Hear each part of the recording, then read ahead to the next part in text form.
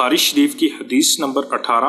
یہ حدیث مبارکہ نبی کریم صلی اللہ علیہ وآلہ وسلم نے صحابہ کرام جو جنگ بدر میں شریک ہوئے تھے ان سے کیا بیعت لی، آئیے جانتے ہیں۔ بسم اللہ الرحمن الرحیم۔ السلام علیکم، welcome back to my channel beautiful Islamic creation.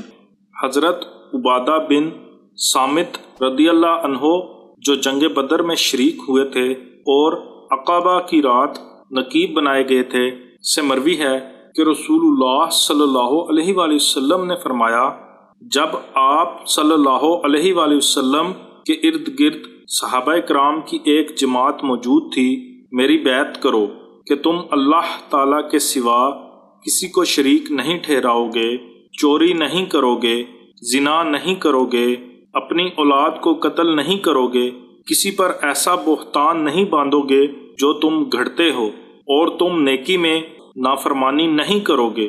پس جو ان امور کو پورا کرے گا اس کا اجر اللہ تعالیٰ پر ہے، اور جس نے ان مذکورہ برائیوں میں سے کسی کا ارتکاب کیا اور اسے دنیا میں اس کی سزا دی گئی تو وہ اس کے لیے کفارہ ہے، اور جس نے ان برائیوں میں سے کسی کا ارتکاب کیا پھر اللہ تعالیٰ نے اس پر پردہ ڈال دیا تو وہ اللہ تعالیٰ کے سپرد ہے، اگر چاہے تو اسے معاف فرمائے گا اور اگر چاہے تو اسے سزا دے گا۔